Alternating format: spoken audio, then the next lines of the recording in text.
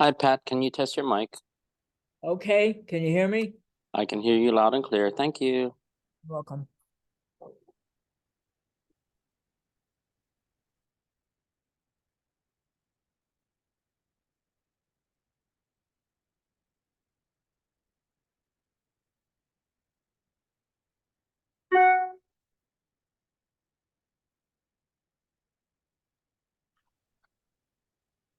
Hi, Pat. You have about 2 minutes and then we can start. Okay, Katie and James is here, so we have a quorum. good. I'm just double checking to see if any of the counties are here yet. But all right. It looks to me like there's another gentleman here too. I don't know, is that John or Glenn? I'll take a look. Wait, hold on. His video is showing, so I figured it was one of the clerks.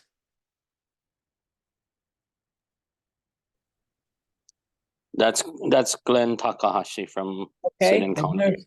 and here's, I bet you this is John. Is this John? Hi, John. Can you hear us? There's somebody else who just showed It's up. Glenn from the city. Yeah, and then there's another gentleman Yeah. too. I have to double check who the other one is. And then somebody from the county of Maui. The county of Hawaii is John. Okay, good. Okay, why don't we get started? Aloha, everybody. And I'm very excited about today because we have two gentlemen with us to explain how charter amendments come about in the county of Honolulu and also the county of the Big Island. And so I will read the script that I have to read because of the Sunshine Law, and then we'll get started. And thank you very much for joining us today, gentlemen. Okay.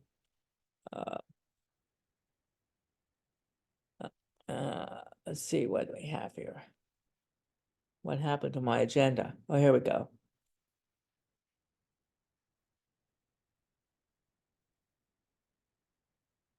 Okay, I just wanted to let everyone know that our meeting in February was canceled because we didn't have a quorum. And the good news is that's the only time that's happened since the formation of this committee. So I'm very happy about that. There are only 5 members. And so it's really important that everybody show up. And we've been meeting monthly for some time now because of the importance of the election coming up this November. The meeting of the Statewide Elections Accessibility and Needs Advisory Committee is called to order. It's 1:30 on March 12th, 2024. The meeting is being conducted by video conference and telephone. Committee members, please keep your cameras on for the duration of the meeting. I will now call the roll. James Gashel.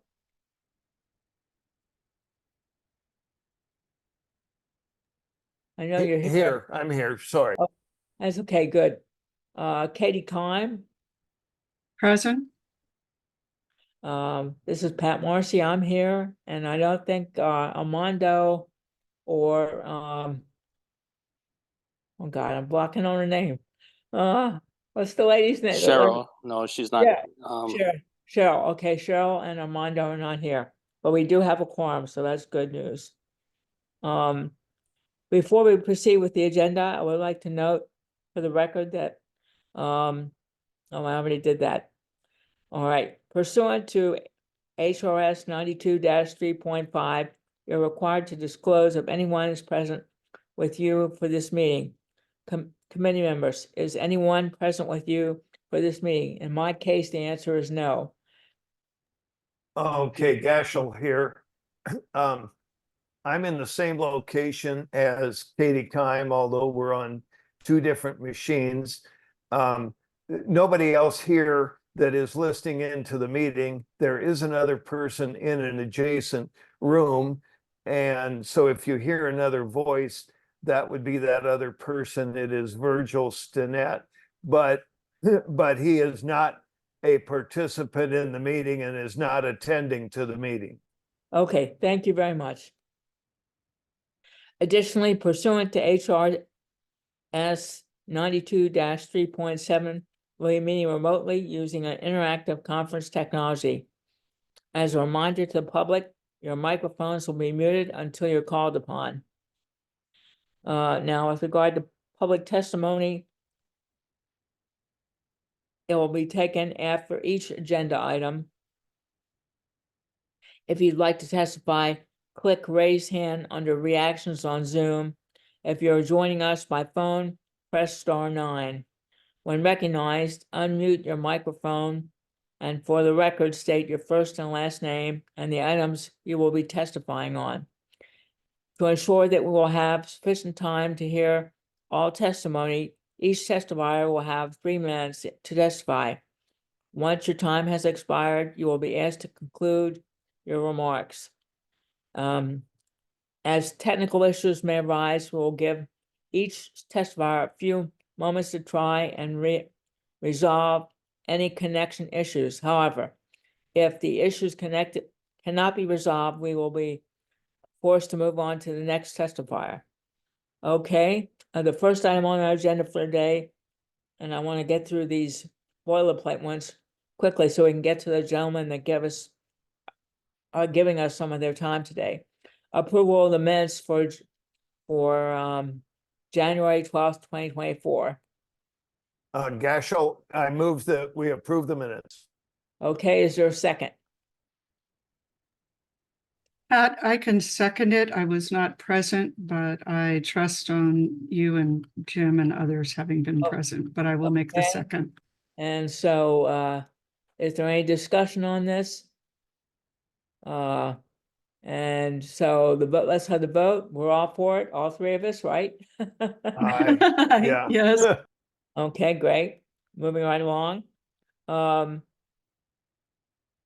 right, the next item on our agenda is the discussion of the drafting process of county charter amendments. And I want to give Glenn and John a little context so that they and I've emailed both of them and sent them some detailed questions about a month ago, and so they know the type of information we're seeking. We had originally thought that we would be able to work with the people that draft amendments to help them write them in the simplest possible English, so the broadest number of people with and without disabilities would be able to understand them.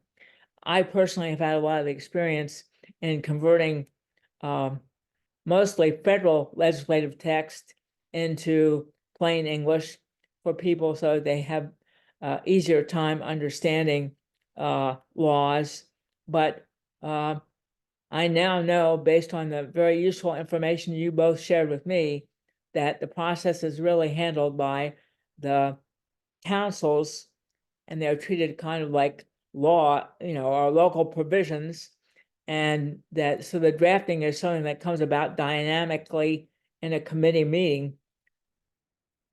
And so I think the thing that would be most helpful for us today, and we'll start with Glenn, is when does this process of charter amendments start in the calendar, and how long does it last? Like, what's the first and last date somebody can offer a charter amendment? And then once the amendments are passed by a council, what happens to them? Where do they go? And since my original idea of influencing how amendments are drafted would be a hard thing to pull off, given the way amendments are drafted, the best thing I think is to maybe offer a simple presentation to the council about the importance of plain English and what plain English is, or plain language, if they'd be open to that idea, and I would be glad to do it. I'm sure Katie and Cheryl and Jim would be willing to do so too. And then once they exist and they've been adopted by the councils, that we'd be willing to share a narrative with you all for your approval that would then accompany the amendments to make them more easily understood by people. But with that said, why don't we start with Glenn, and you can give us a, an Just to let idea. you know, Chair, Cheryl Nelson is present also. That's great. Hi, Cheryl. Okay, so Glenn, why don't we start with you?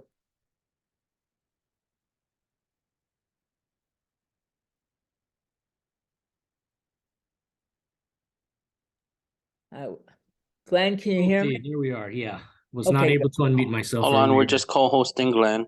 Okay. Well, thanks, Patricia and the committee. Thanks for having me, Glenn Takahashi, City Clerk for the City and County of Honolulu. I'd be glad to speak about the City and County of Honolulu's process for proposing amendments to be voted on, amendments to the city charter. Mind you, my presentation is exclusively to the City and County of Honolulu.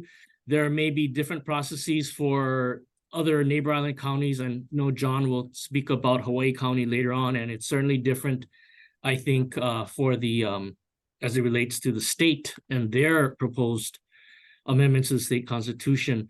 As far as the City and County of Honolulu goes, you had asked when did this process start as far as proposing amendments to the city charter? It actually started after the general election. In 2022, the city council started considering what they might place on the ballot for the elections later this year. The Honolulu City Council has introduced perhaps a dozen or so different proposals for charter amendments, of which, as of right now, there are 2 or 3 that seem to be advancing and moving along through the process. For the City and County of Honolulu, if you think about how a state constitutional amendment is proposed, it's pretty similar how bills are passed.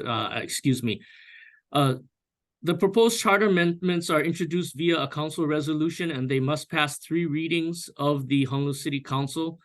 The same way a bill is enacted, and in this year's case, any proposed charter amendments in the City of County of Honolulu have to go up to the mayor's office for his approval as well. So that's the basic process. During that process, of course, the resolutions are referred to committees where they further refine the language and how it's going to be presented to the voters. As of right now, there is only 1 proposed charter amendment that has been approved by the mayor. I believe there is a second one that is awaiting his approval, but he has not taken action on that yet. Our process will continue on until the month of July. That would be the last month that the city and the city council can pass a proposed charter amendment resolution on 3rd reading. So if you think about it for a bit, well, the city council meets once a month. So it would take a minimum of about 3 months to actually pass a resolution and get it up to the mayor's office for approval. Following that, my office really has a ministerial role in the process. We take that and we forward it off to the State Office of Elections by August 22nd for inclusion on the general election ballot. As part of that process, we also translate the ballot question and the various and the full text of the resolution into other languages. We've also worked with the Hawaii Library for the Blind and Print Disabled to get some other alternative formats for some of our materials. My office does not do any voter education on that matter. We don't interpret these proposed amendments. This year, I think you will see something a little different. There will be a digital voter guide, and there will be a clear and concise summary that will be drafted by our corporation counsel for inclusion in the digital voter guide. But otherwise, like I said, my office doesn't have any role in educating the public or trying to interpret what these amendments might be seeking to do. That being said, we'll disseminate information, but again, we stay out of the interpretive area. That's yes. Yeah, you give, this is all very helpful, John, Glenn. And so, but you make this information available, like when, like in August, whenever the process stops and you're able to print information? Sure. Yes, yeah. As soon as we have some of the materials ready, we try to make it as available. Again, right now, we only have one proposed charter amendment that has been approved, and I believe that was approved last month. So we are still working on getting together all of the translations and things that we need. In fact, it just went up to our corp counsel for them to do some work on that clear and concise explanation. But yeah, we'll disseminate information. We'll put it up on our website. That seems to be the most popular way that people get information now. And so we'll certainly do that. We do have some print brochures that we'll make available at satellite city halls. But yeah, that's the extent of what we do as with regard to the proposed charter amendments. Okay, that's helpful. If you can stay with us for a little while, I have like 1 or 2 questions more, but I also would like to let John give his summary as well before we proceed. Sure, be glad to. Okay. Hello. Hi there. Oh, good. You can hear me? Great. Yes. My name is John Hendricks. I serve as the county clerk for the County of Hawaii. Thank you for having me today. And our process is different but the same from what City and County of Honolulu does, just probably in some of the mechanics, but ultimately, by and large, any proposed amendments to the charter, not any, but most, they come from the county council that through its policymaking duties. We just had a charter commission recently in 2020 that was assembled for the purpose of reviewing the charter in its entirety and proposing amendments, of which it did. I think it proposed about 16, of which 14 were approved. That happens every 10 years. But by and large, it's the county council through its policymaking duties that propose amendments to the charter that then must be approved or ratified by our voters in the general election. We use bills here as opposed to resolution that require 3 readings, 6 votes at each reading to make it through onto the mayor, when the mayor would then approve it as an ordinance. And then that's what makes it now right to become a proposal on your ballot for you to vote yes or no on. As far as the ballot question itself, which I acknowledge is often what most voters or many voters, it's the only thing they see sometimes is the actual question on the ballot, shall the charter be amended to do the following? Our office composes or writes those ballot questions. And then we have a team or a committee review them. Our corporation counsel, our county attorneys review them too, to make sure they meet the 3-part test that courts have found to be required for questions on ballots, which are plain and simple language, neutral, impartial language, and also that the question is complete. That doesn't mean that the question includes every single possible change that the proposal would make to the charter, but that it captures those matters that are most substantial, that would actually create change or create new things or establish things. So our office, again, drafts those ballot questions, has them vetted, reviewed by others to make sure that, we're not operating in a vacuum. And then ultimately in those, and the council has no involvement in the questions, it doesn't approve the questions. It's in the council's involvement is exclusively related to the policy making. And then when we're confident that those questions are complete, same as Glenn, we send them, we transmit them to Scott Nagle, State Office of Elections, for placement on the general election ballot. Our cutoff point is pretty much the same thing, because as Glenn said, we do have 2 council meetings a month, in difference to City and County of Honolulu that has 1. but I mean, it still takes a relatively long amount of time to for the council to adopt, if you will, an ordinance that contains a proposed charter amendment. And we do need to allow time for the mayor to review that ordinance. The mayor has 10 business days to review it, either and then approve it.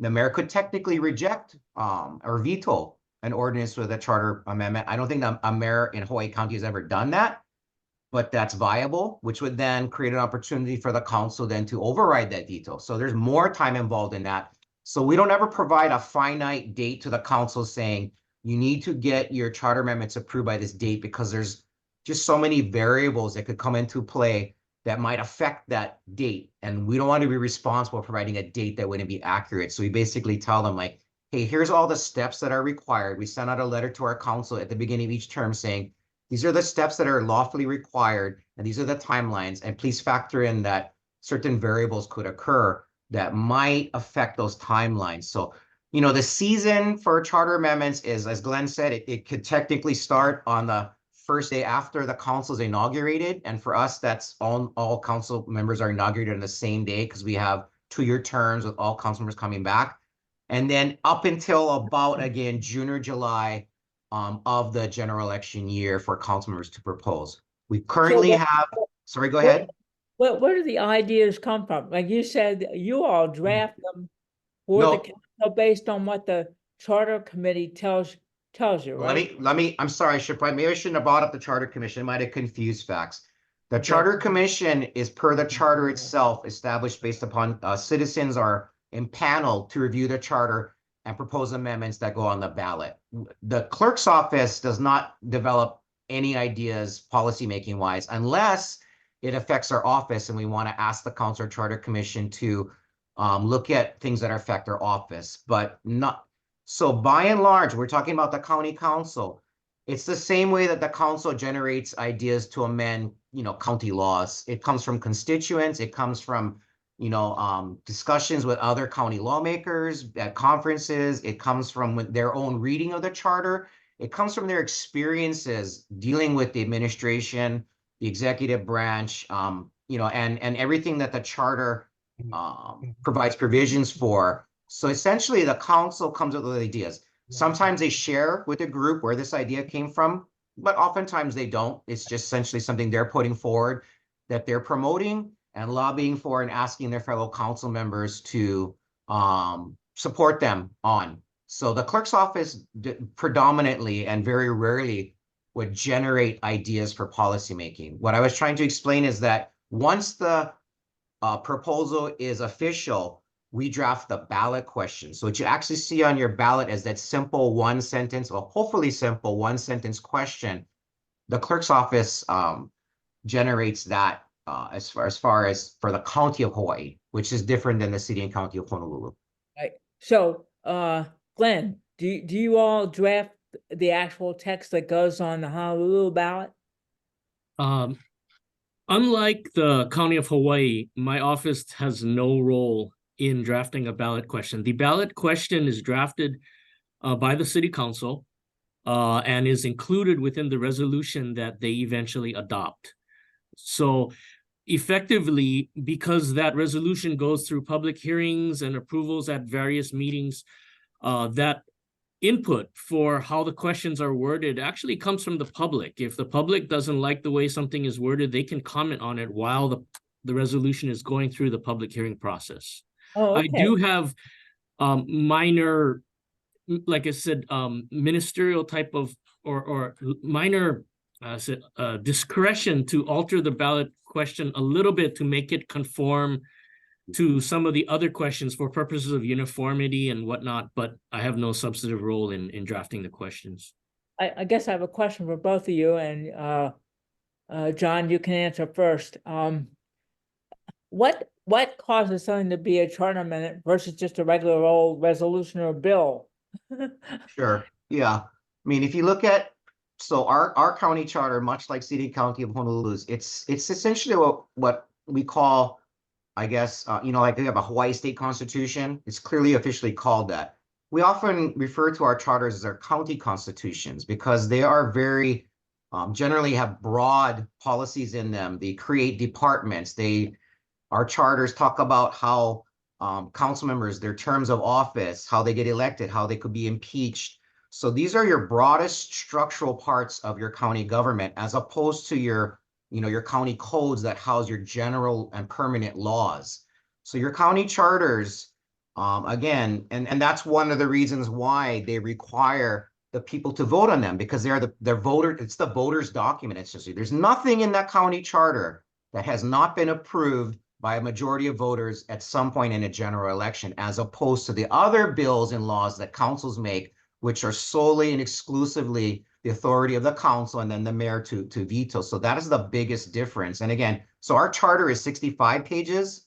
I don't think city and counties is much longer, whereas our county code comprises almost 1,600 pages of laws and things of that nature. So that's the biggest difference. And that's why there's a much higher threshold. It requires 3 readings and at least 6 votes of the 9-member council for that charter amendment to move along in its pathway towards becoming something that goes before the voters, as opposed to most other ordinances that require 2 readings and just a simple majority or 5 votes of the council.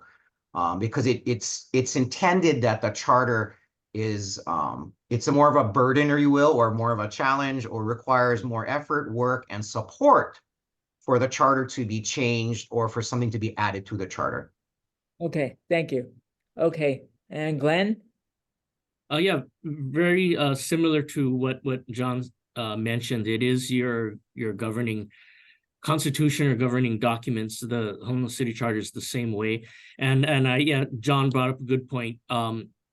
As far as Honolulu's proposed charter amendments, they also require a 2/3 vote. So if any proposed charter amendment gets only a 5-4, it fails at that point in time. So yeah, a 2/3 vote on 3 readings of the Honolulu City Council. And most regular resolutions only take 2 readings, right? For the City and County of Honolulu, yeah, most resolutions actually really only require 1 reading.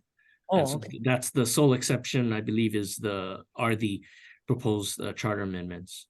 Okay, great. And I would just point out this time too, something that's a little bit different than the state constitution when it actually appears on the ballot, your questions to amend the charter. I think city county is the same way. It's a simple matter of are there more yes votes than no votes? We don't factor in blank votes, spoiled ballots, or anything of that nature. It's simply if there, let's say, for example, 100 people vote on the measure, 51 say yes, 49 say no, it's approved. Whereas with constitutional amendments to the state of Hawaii's constitution, there's a formula there where it's not simply a matter of yes votes versus no votes. There's a higher threshold for approval. So, I do tend to tell people that generally, once something has been approved to be on the ballot for the voters to ratify, I mean, we have like an 87% rate of the voters approving not whatever, but the proposals that are put on the ballot. It's a very, very high ratification rate. And that's probably due to a couple of factors. First of them is that it's a simple yes versus no. And people, I think, are inclined in most instances to approve something rather than reject it, just kind of emotionally. And secondarily, it's probably because hopefully that system that requires a high threshold for proposals to make it to the ballot means then that the ideas will mostly be rational, reasonable, and something that the community can support. So I just want to point it out too, there's a very, very high approval rate. I think ours is close to 88% over the last, 50 some odd years that we've had amendments to the charters that those 88 to 89% of proposals are approved, with only about 10% of the proposals being rejected by the voters. Okay. So Glenn, do you have information about the rate of approval for the city and county of Honolulu? Not off the top of my head. I apologize. My phone is ringing and I'm not able to mute this. No, I don't have those numbers off the top of my head. We have studied at one point what happens when you propose, 10 questions, 15 questions, 20 questions, the same way that the Charter Commission might propose. And that study kind of revealed that there tends to be a little fallout as you get beyond question number 11, 12, 13, where there's a certain amount of fatigue, I guess, that voters go through when they're looking at that many questions. And so we give that advice to the charter commission, say, keep that in mind if what you're trying to do is actually enact something, enact any changes. Along those lines, I will also mention that sometimes people ask me, well, how do you determine what question is question number 1 and which one is number 2 and 3? And could this question be considered question number 1? Well, for us, it's really the first received becomes the first question put on the ballot. And so, again, we tell our city councils, if you believe that, you know, a certain issue is the most important for you, pass it out first, because that's what we get first is going to be placed first in terms of the order of questions.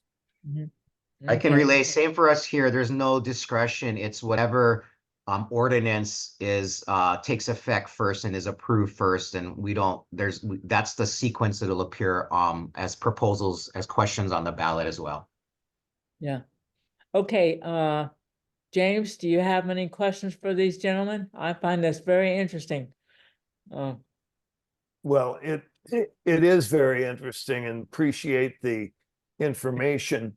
We're obviously trying to address the question of simplifying, especially for people who may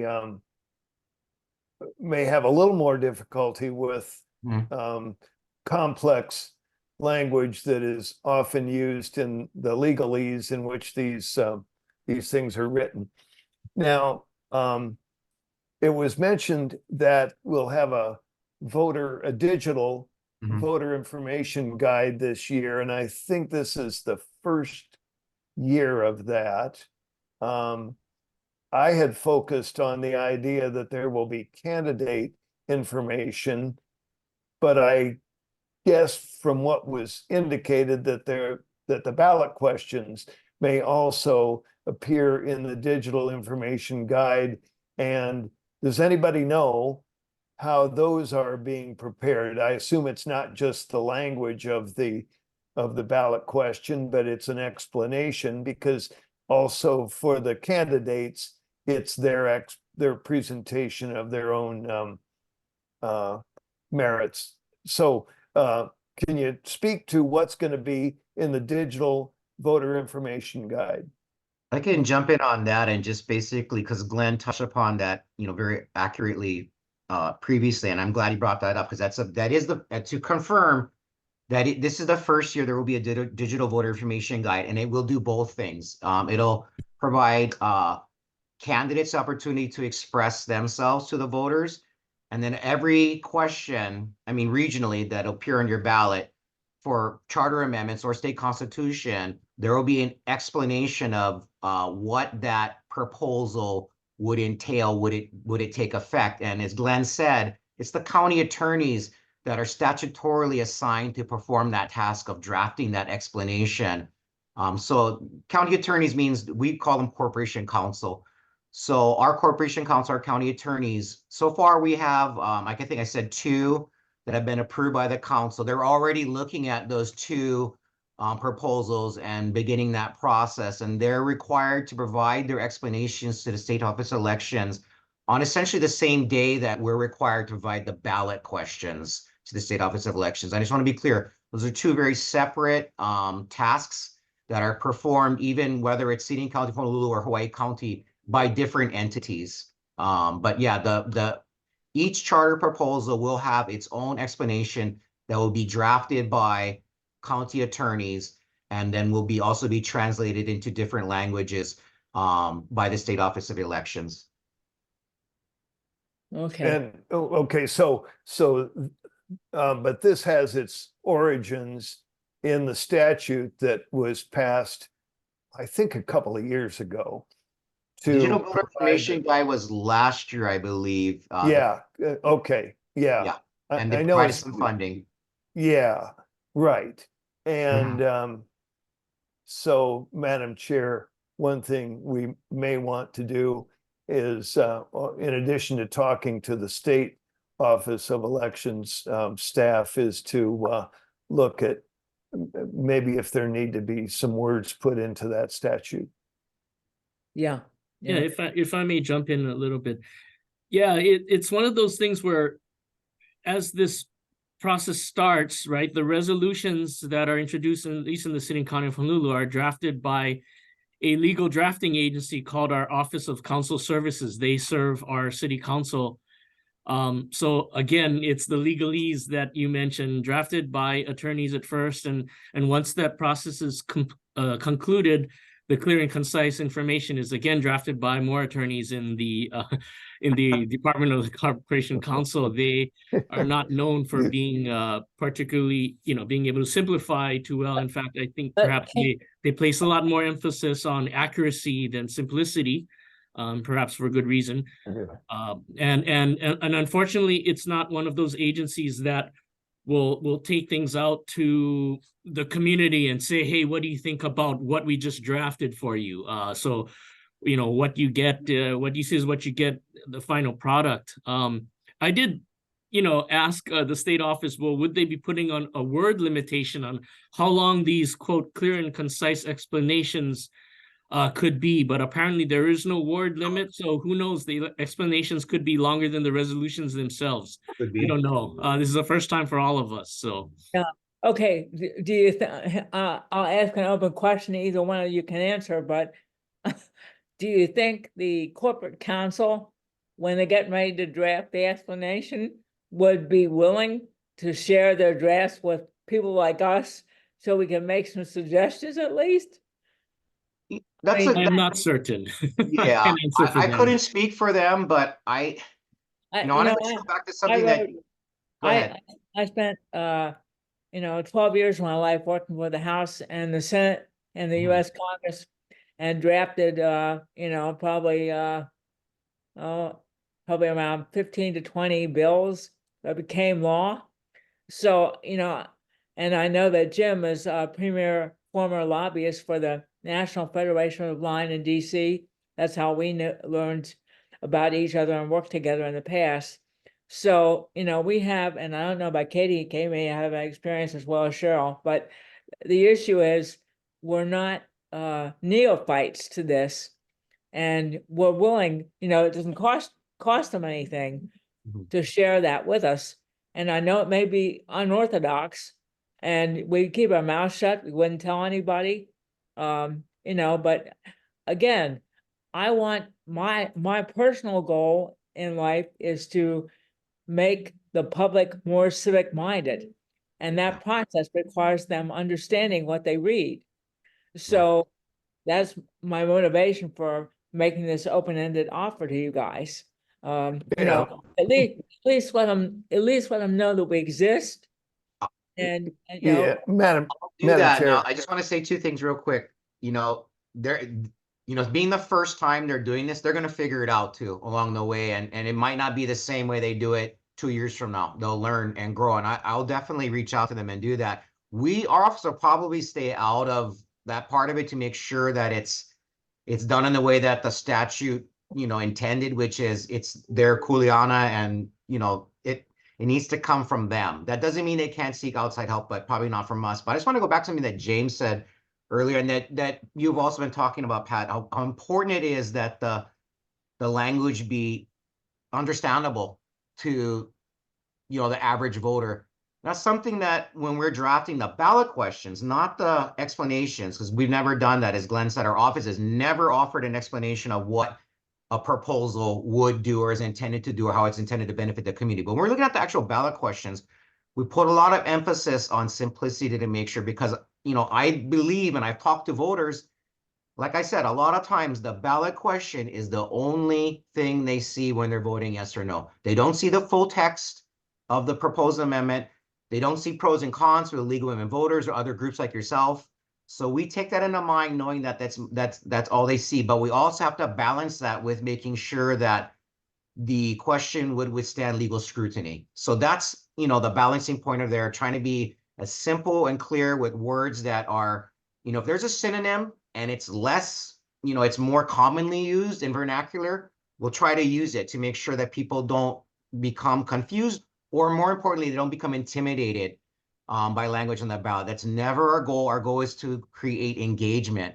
And it's hard to, because, we'll get calls can you explain this? And Well, we you know, really don't I've- want to get into yeah, those yeah. calls with people, because once you start that dialogue, it becomes a request to kind of help them, make them feel good about how they're going to vote, and really kind of digging down into the details of it. And that is a conversation that we don't want to have, because that's beyond our capacity. And you Absolutely. can't have conversation with individual voters. Voters' experiences by and large have to be consistent, especially when it comes with their contact with election officials. They cannot have inconsistent experiences with election officials. So that's a challenge there too. I understand. Katie, do you have any questions? I do. Can you hear me, Pat? Yes. So it's actually more a reiteration of what Pat and Jim have been stating. But in the requirements and the tasks that we've been given as a committee, and we are under the State Office of Elections and the governor, I think that we, as Pat said, are qualified to participate in that process to ensure the accessibility, not just as individuals with disabilities, but of the language as well, so that it's understood. So the dialogue wouldn't be necessarily with 1 or 10 of your constituents in your county. They would be with those of us that have passed through the application process, the appointment, and the Senate confirmation, to ensure that voters have the right to the accessible and independent private voting, which includes the language of these what's first happening for everybody this year, of an explanation of what these items are on the ballot for the year. So if there's any way, as Pat had indicated earlier, that we could even review and assist as individuals who represent other constituents, I think that it would be a valid point to have us participate. Yeah. So if you just let people know that we exist and they're willing to help, I mean, that would be a step in the right direction for sure, you know.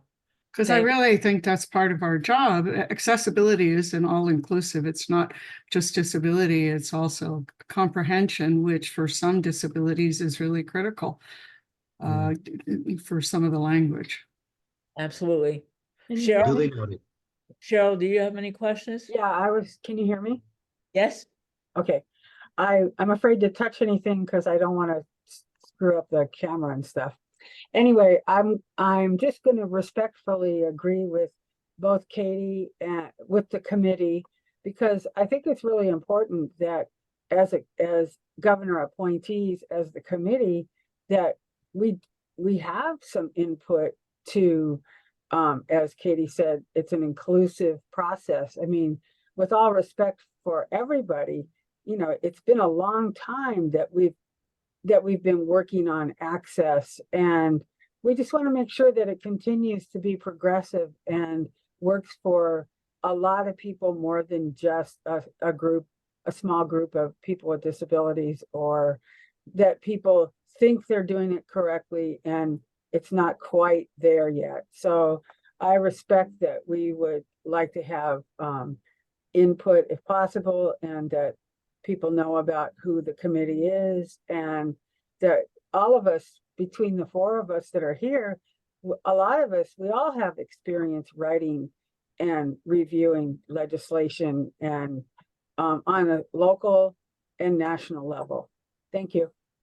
Thank you. If I may just jump in a little bit, if that is the level of involvement that this committee would like to be at, I might suggest going back to the legislature and perhaps asking them, or putting it in asking them to put it in statute, that perhaps the respective county attorneys or departments of corporation counsel draft the materials in consultation with the committee, so that is very clear that this committee has that authority to engage in that type of activity and in the drafting process. So for what it's worth, I might suggest that.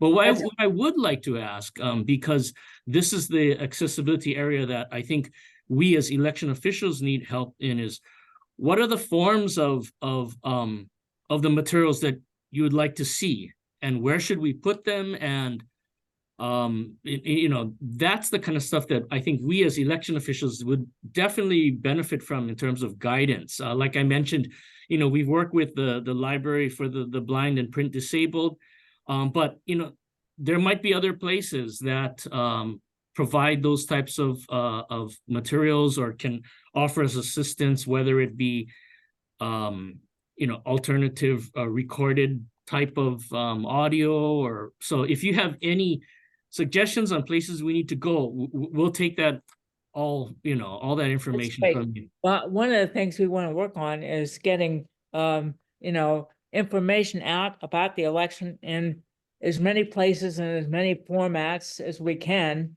Right. Jim and I made a presentation at PACREM last week, which is this is the 39th year that the University of Hawaii Center on Disability Studies has held this conference. They get people from all over the world, about 800 people. And we talked about this committee and the types of things we want to do. And one of the things was, in fact, dealing with the issue of making sure everything that would help somebody make a decision about voting is out in the public in a format that anybody and everybody can use. And one of the audience participants suggested a hotline where people could call and ask questions and get answers. We'll be working on all that for the rest of the year. But now that I have your emails, I'll be glad to send you guys whatever we come up with, so that you have it. And if you can also let your corporate councils and everybody else know that we exist. And I think your idea about putting it in law is not a bad idea. In fact, this year we are pursuing an effort to get some money specifically for this committee. We have no money. So doing things is a real challenge. We have to rely on the goodwill of other forces and people to make things happen that cost money. So, but no, I'm really glad that you guys came today and that you helped us. Now, I think if you don't mind, we'd like to open it up to the public. Anthony, are you going to handle the hands raised issue? Pat, this is Katie Kahn. I'm I just have a- checking to see if I have there's a any hands question. raised. Okay. Chair, if I could just mention, I do see a couple names on the on screen, and I believe there are persons that signed in from Kauai and Maui as well. So just know that even if they're not presenting, they're here listening and taking this all in as well, wow. from Well, the county clerk's office. So just so you know that. So are the people that I see, are they the clerks? All right. No, I believe they're one of them's the administrator, another one is the Kauai staff in the elections office. And so, Okay. yeah, but just so you know, they're taking that all in and Well, they're that's great. represented here That's as well. Yeah, we're a very friendly crowd. So we want to get to know everybody. And I wish I could give you all a glass of Prosecco for your effort, but at least the thought is there, right? Okay, so Anthony, do we have any? Just wanted to reconfirm, is there anyone that would like to make a testimony or currently there's no hands raised? I'm just checking one more time. Okay. Well, if Currently there's no hands raised, Chair. okay, great. You gentlemen are welcome to stay with us for the rest of our meeting, but if you'd like to go, you can also leave. But I really, really appreciate you taking the time. I know it's a hairy season for you. And if you have a question even, send me a text. And I'll even give you my telephone number right now. So you want to text me, you can do that. No need to do it on the air. Just send it in an email. Okay. Okay, great. Thank you very much. Thank you so much. Thank you. I personally appreciate the tenor and tone of this meeting. It's been very enjoyable. Oh, well, we want to be a Doesn't always happen this way, so it's nice. Well, thank you. But we're trying to be a positive force, and we get a lot of help from Anthony and his friends in the Office of the Elections. So, I think we've managed to create a climate and a chemistry that is working But, you know, since I'm an old lady, I like to work faster. Beautiful. And I'll say, you know, personally, I'll make myself available for your meetings if you have some subject matters that I can be helpful with, as long as I'm not otherwise obligated. So please feel free to reach out. Let me know how I can be helpful either in between meetings or as part of them. Happy to do so. I appreciate what you guys are doing for our community. Well, that's great. Thank you so much. Thank Okay. you. Bye. Okay, the next thing on our agenda is the report from the Office of Elections. Okay, let's see. Oh, okay, so wanted to report that the committee requested the Office of Elections to determine if the accessible electronic ballot would be accessible with assistive technology devices such as refreshable braille displays. The Office of Elections reached out to the vendor and confirmed that it is accessible with accessible technology such as screen readers and refreshable braille devices. That's it. Okay. And What's the next thing on the agenda? I have to use two devices and my iPhone always fades out and I have to, you know, call it up again. Okay.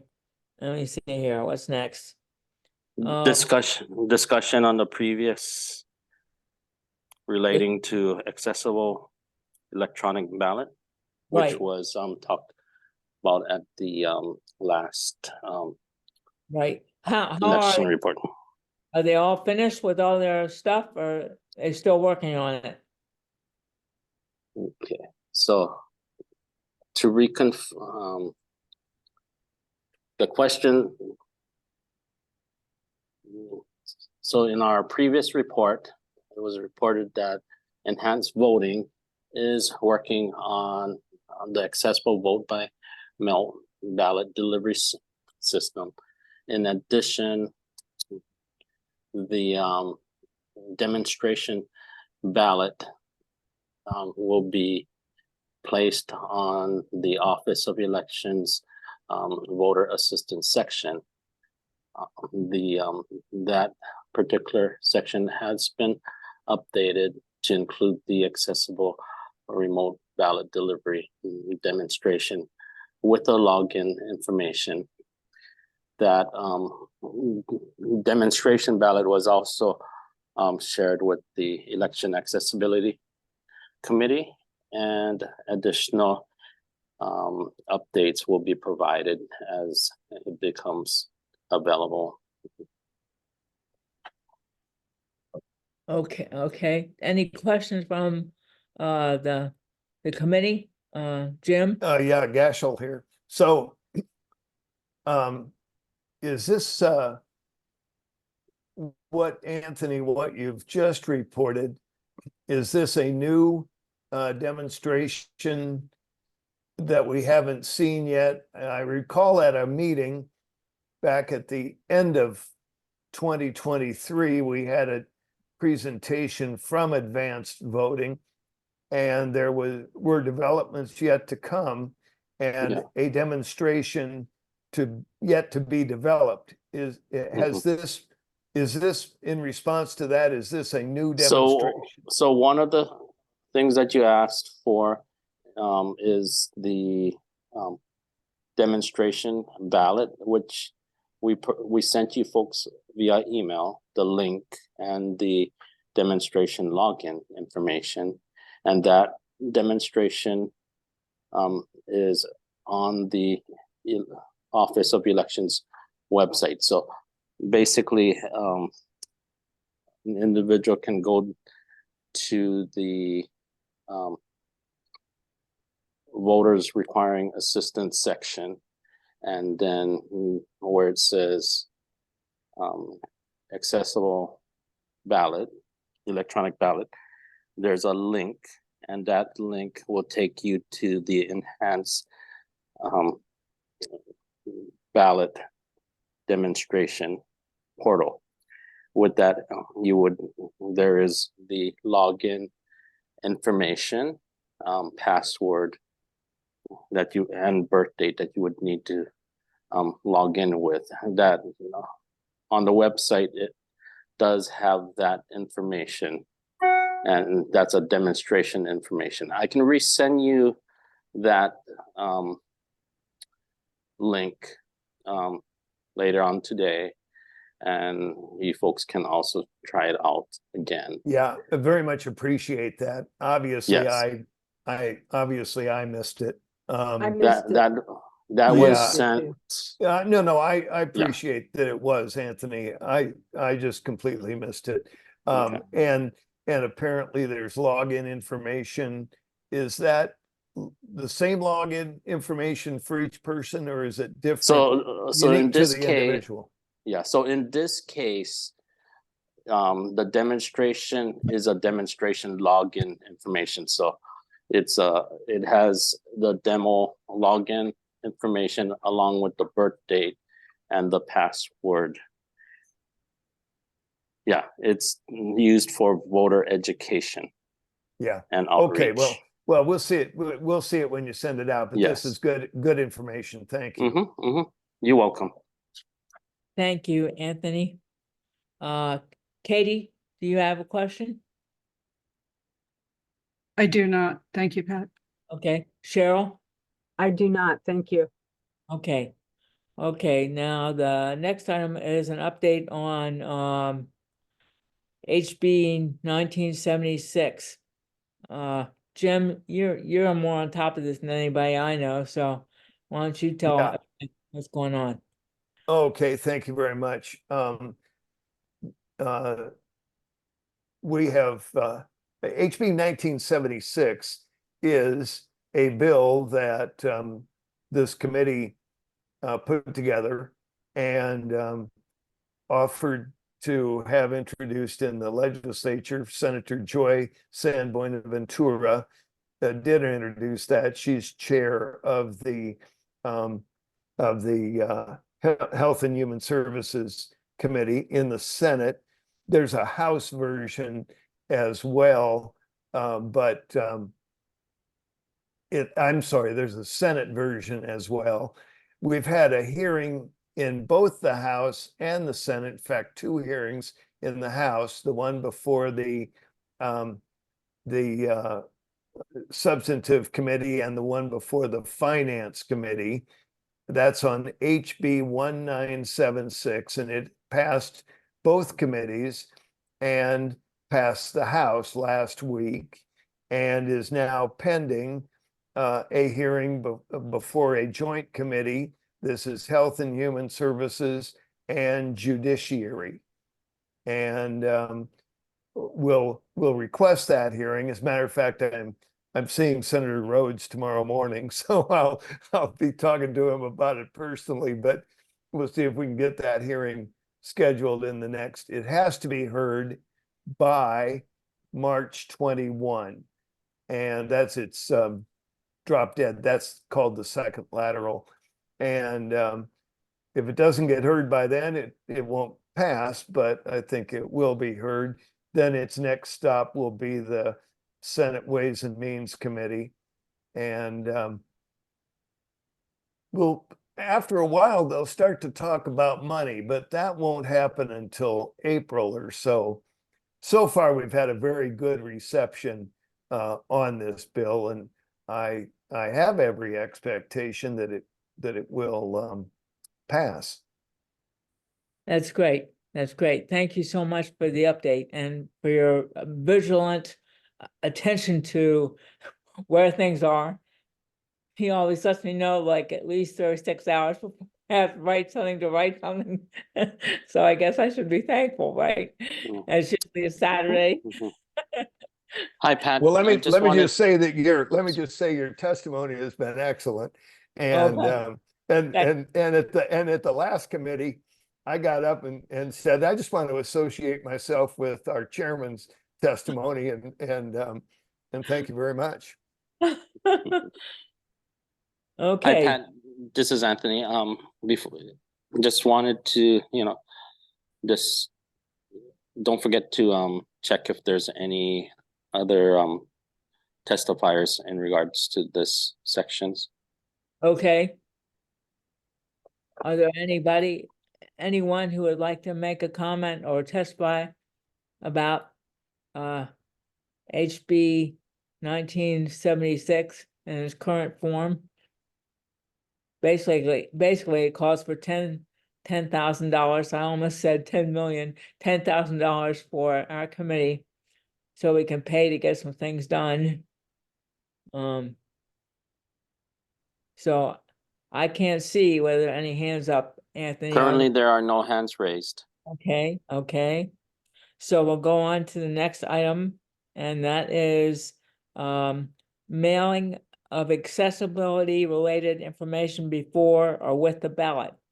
So maybe Anthony, you can talk to us about that, and if you'd like us to help in drafting it, or how we need to make this happen.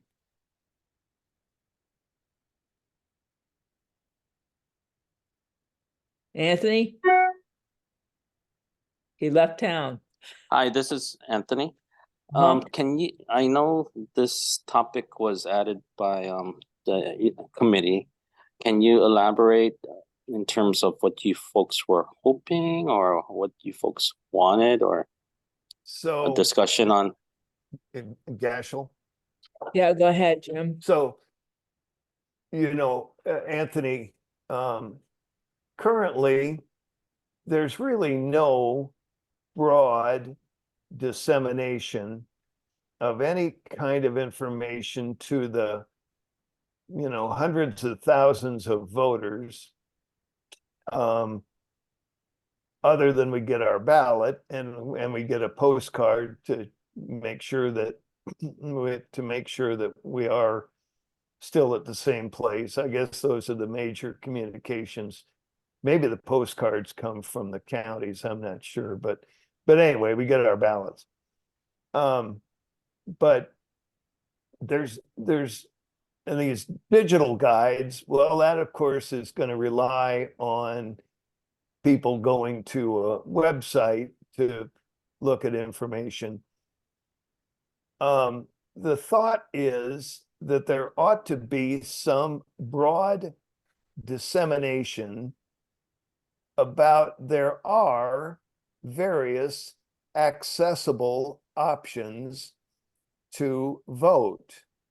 This document is yet to be drafted, understand, but we wanted to talk about the concept of a broad dissemination about the fact that although we're a vote by mail state, that's not the only way you vote.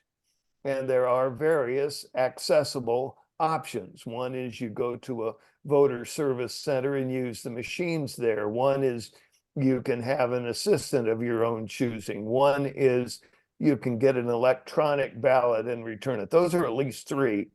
And I wouldn't see a document like this as getting down into the weeds, but it would promote public awareness that voter accessibility is important. I see this as being important to people, obviously with disabilities that prevent their reading the standard print, but just somebody in a nursing home that maybe having vision or other disability related troubles and doesn't have a clue how to vote now. And bringing up the topic of accessibility is bound to help people like that. That's the point.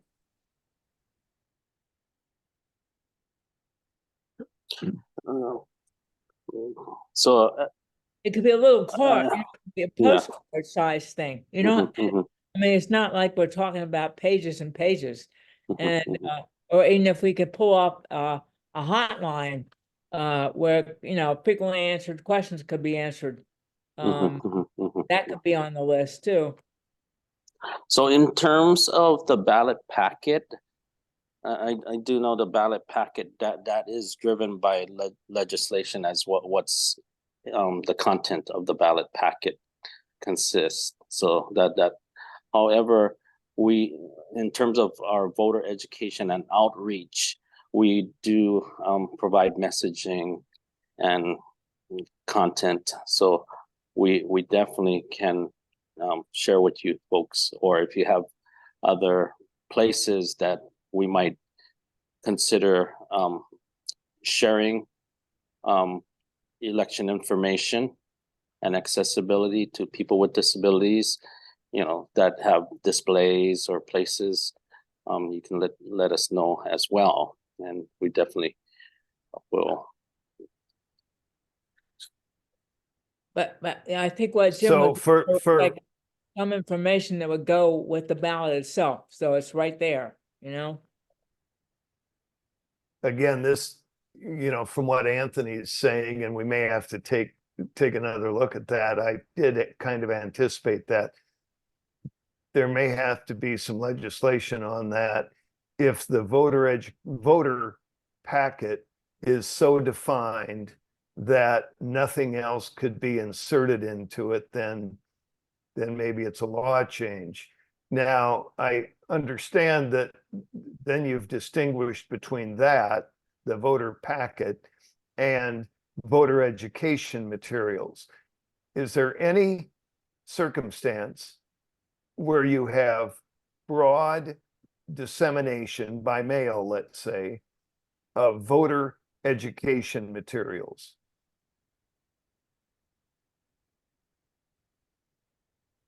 I guess what he's saying, Anthony, is now we're gonna have a digital guide. Is there likelihood that you could also have a print guide mailed?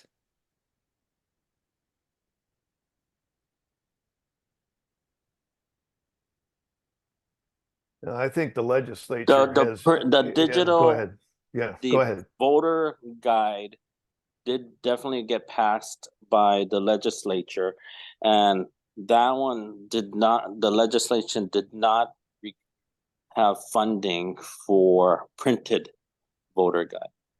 Okay, Yeah, I remember that. Yeah. okay, so if we wanna do any kind of dissemination in the mail, we have to put that in law and figure out how to get money for it. Something to, yeah, it would probably require one thing I did kind of want to know, well, of course, I did ask Anthony, is there anything, I take it, I gather from what you're saying that there is no broad dissemination to every voter of any voter education materials other than the voter packet.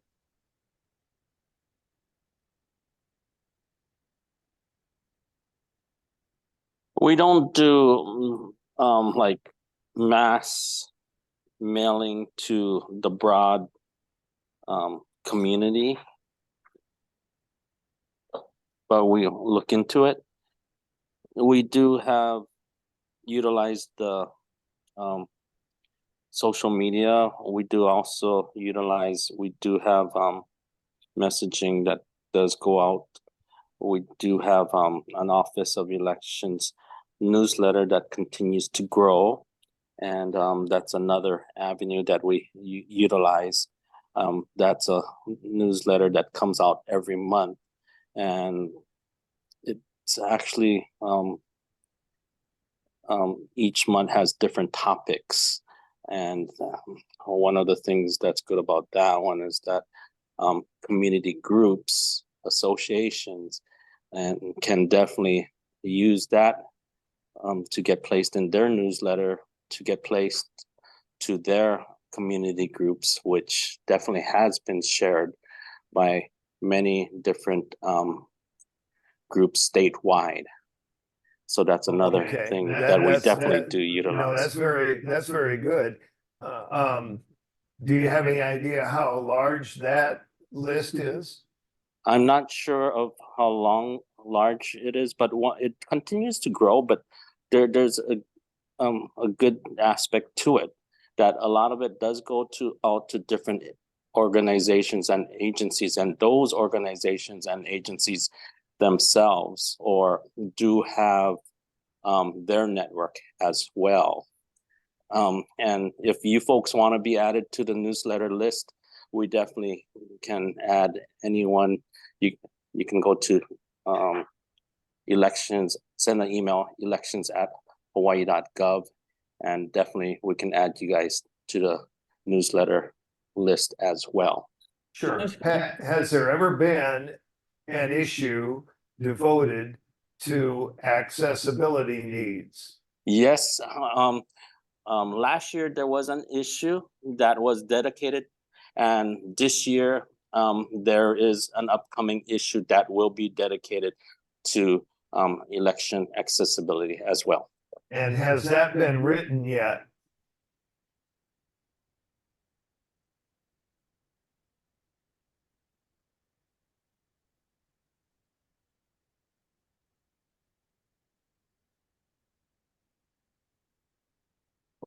Let's Whoops. see. Yeah, okay. Anthony, I was just trying to ask if that upcoming issue dealing with accessibility needs has been written yet.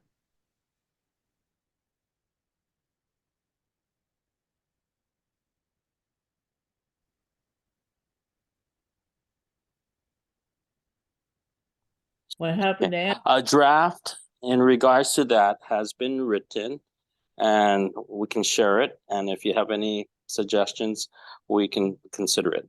Yeah, that would be great. That'd be If you awesome. could, maybe we could, do you have any idea when it's expected that that would be published?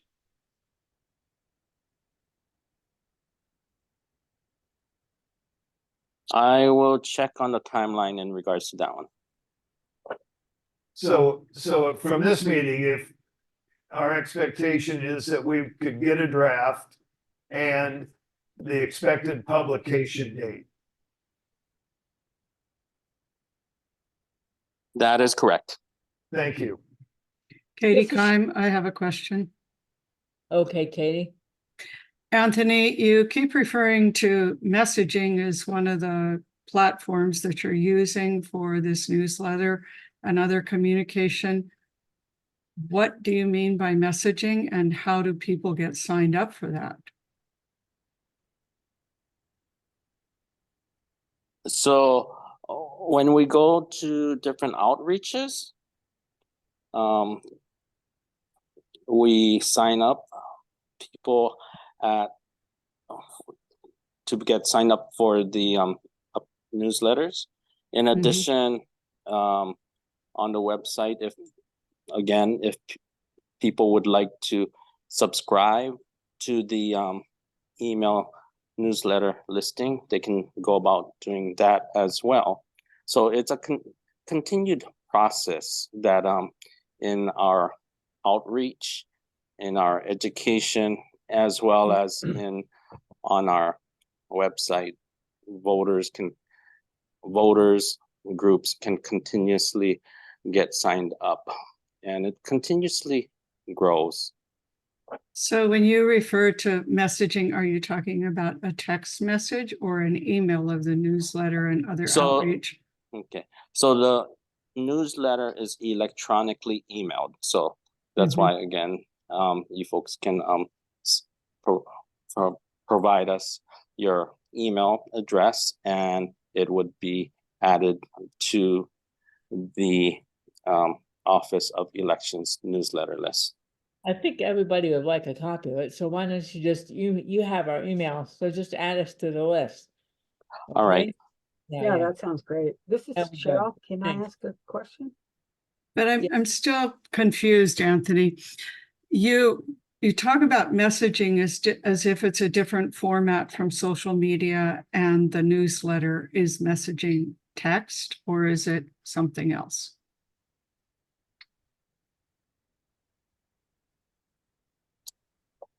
It's our voter education that we do in terms of outreach. Yeah, that's what I was sharing. When I meant messaging, it's our voter education and outreach. So when you're in person doing outreach or for Yes, when education? uh, Okay, we that kind of share with, messaging. yes, we share with people when we do presentations. We share that we do have a newsletter when we, you know, Okay, have a tabling. We do have a list that voters can sign up for to receive the newsletter as well. okay, thank you. That clarifies. I appreciate it. Thank you, Anthony. You're Cheryl? welcome. Cheryl, you had a question? I do.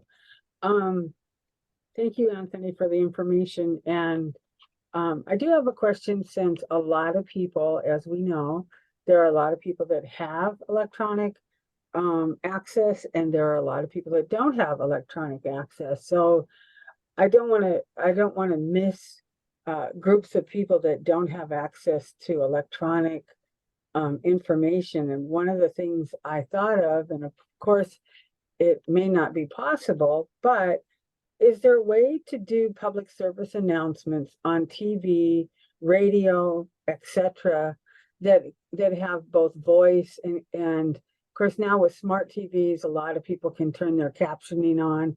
Just a short, you know, public service announcement that says something like, you know, our the elections are coming up in blah. And to vote, you can vote at your city hall, you can vote by mail, you can vote electronically. For more information, call our hotline at whatever, if we get a hotline. Is there a way to do that kind of output for information?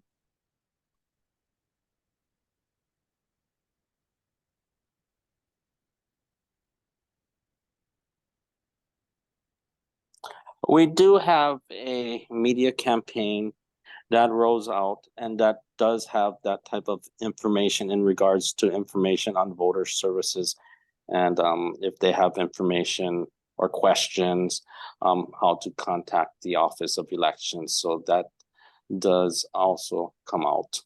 When does that come out? And because I've never heard on the radio or on television anything, maybe once I heard something about, you know, the Office of Elections, but not too frequently. So I'm just curious when that comes out. It comes out throughout the elections, and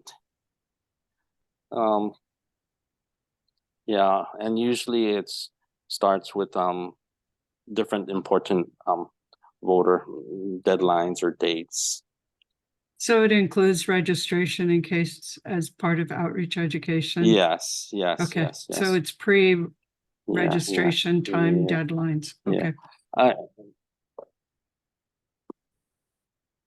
Go ahead. Okay, Hi, everyone. This is Madeline. I want to add to what Anthony was mentioning about our media campaign.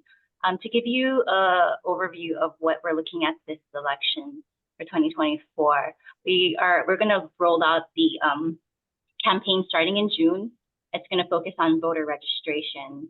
Then in July, that's when the ballots start arriving in homes, and so you'll see our ads running during that month. And then we're going to wrap up the primary election in August, raising awareness about how to return your ballot, whether it's by mail, at a drop box. It's also going to include information about voter service centers. We're going to follow the same outline for the general election, where the media campaign will kick off. The ads will start running in September for, again, voter registration, raising that awareness about registering to vote. And then October is when ballots will hit home. We'll send out that same message again, and then wrap it up in November about returning your ballot. So just a quick snapshot of what the media campaign looks like for 2024. Gashel here. okay, Jim. Thanks, Nederland. Thanks for that. I think I remember at one of our meetings, one of our early meetings, discussing this outreach effort. And I remember we said that in each of the mainstream messages, such as you just described, Nederland, that at least a line be included, something like, for voters with accessibility needs, contact blah, blah, blah. Whatever it is, 1-800-VOTER. I know you have a number, I just don't remember. But Yeah. anyway, but just that line, just that line. Are you Yes. including that? We are including, we will have a sentence informing the public about accessibility voting in each of those messaging. I also want to note that we did roll that we started in 2022 when you folks recommended that we had included that in our election brochure. So we will continue to include that for the 2024 brochure. We just want to let you know that we did also develop a brochure specific to services related to accessible voting. It's in its final stages, and so that's going to be rolling out too as well, along with during our outreach, and then to share during our voter education presentation throughout the community statewide. This is Cheryl. So is that brochure still like the newsletter that I was asking Anthony about upcoming? Is that brochure that deals exclusively with accessibility, is that still a draft? No, that's already final. So we're just getting it to a point where it's going to get posted on our website. Yeah. Could that be distributed to the committee as well as the electronic newsletter? Yes, we will add that to the list to forward to the committee. Yes, thank you.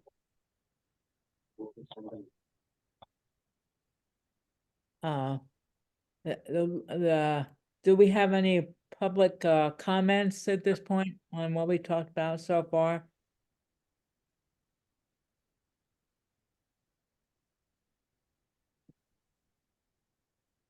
I don't see any hands raised, Chair. Okay, I think Yeah, no hands raised. Yeah, we only have the top 10 items that we want to work on this year, but that's a long topic. I think I'd like to save it the next time to talk about. So now we're at the point where we have general discussion about accessibility issues. Does anybody want to bring up anything new and different? Cheryl? Okay, Cheryl. I would like to see that the accessibility information is just built into the standard brochure and to a standard public service announcement, to a standard that goes to everybody, because at some point, if people don't need accessibility, they may need it in the future, but it's that we're not separating accessibility from everybody's need to know about how to vote. It's not a separate thing, it's an inclusive thing. Right. I was thinking that, I know public service announcements are usually 30 seconds or 60 seconds long.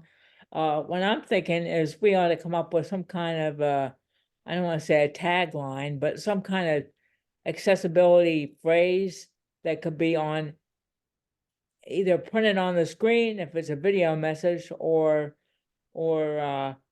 added to every single piece of paper that comes out of the Office of Elections.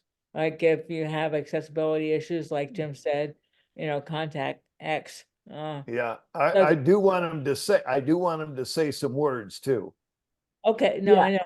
Yeah. But I'm saying that we want to promote the concept of accessibility broadly. Exactly. And so it's not like it's an add-on or separate, but it's something that's incorporated in everything that you guys send out. I would really like to express the expectation, which I assume is the committee's expectation, and this is I'm not trying to be too hard on anybody, but Nettle, and I appreciate that these have been developed for the brochure as we were discussing and so forth, and for public service announcements. But without us raising that here, I mean, we raised it months ago, clearly, but I had no idea until this very meeting that this is really being done. And it would have helped in my understanding of what the office is doing if when you guys develop something like that, if you would proactively share it with us so we're fully informed. I think And that's we- very important. If we're gonna have a partnership, I think that, I mean, you know everything we're doing and we're really bound by the God blessed sunshine law. So I wish you all were bound by the sunshine law, because it could help you. I mean, so yes, I agree with Jim. Me too. It's Cheryl. Yeah.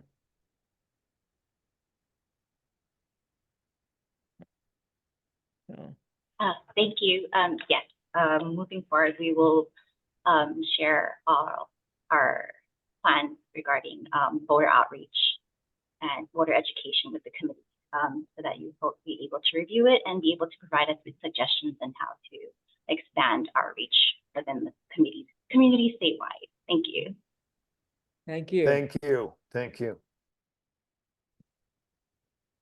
Okay, are there any more comments from the rest of the participants other than the committee members?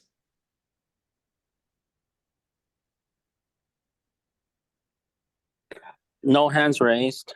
Okay, so our next meeting is the, first Tuesday in April? And I'm gonna reach out to the lady from Maui County and somebody from Kauai to see if we can get them to share their approach to writing charter amendments. And I assume we also have to find somebody at the state level that deals with constitutional amendments. So I'll see what I can do on that. And we can talk about our top 10 list. Just to get, it's kind of a way to review what we have done and also what we need to do going forward. And with that, I'll call for a motion to adjourn. Katie Kime, I have one point I'd like to request before we move to adjourn, Pat. Sure. With the county offices, I know that there's been some recent appointments in the Hawaii County, and I know there's a county committee similar to ours at the Honolulu County level. But what I'd like to do is potentially have us invited to come either as guests or to present, because as much as we invite the county members of those committees to come to us, I think it's important we go to you. Right, absolutely. So, but we were waiting on getting money to make that happen, right? No, I don't mean in person, Pat. I meant because I believe Oh. those meetings are virtual also. Okay, So it wasn't a transportation reimbursement issue or a money issue. It was more, when are you scheduled to meet for these committees at the county levels?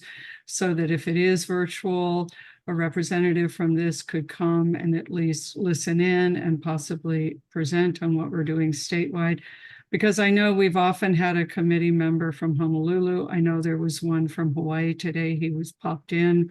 I saw his name there. I'm not sure about the other counties, Maui or Kauai, and where the committee levels or appointments are happening at this time in the counties. But I think it's, as we stated to the Office of Elections, the partnership, I think it goes for us both ways as well to the county levels. sure. But as I know, Kauai is the only one that has a fully functioning council, right? Mhm, Yeah, I so believe so. I'll reach out to their chair and say, we're willing to join them when they have their meetings, that they'd like to share the time. And or we'd be willing to present. I'll do that too. Oh, I think the Big Island does now. They just do. formed. Just formed, so that's why I'm not sure which of the county clerks are still present. I think I've seen all the names still present, but that's why I'm putting it out there so that we can at least have that relationship and partnership, because we've often offered to the county committee members and clerks to join us, but I don't believe we've ever joined one of the committees in their meetings. So it'd be good to have their schedule or at least be on their agenda at some point. Anthony, could you or Natalie, could you like send me the emails for those, the chairs of the committees that are already formed, and I'll write to them?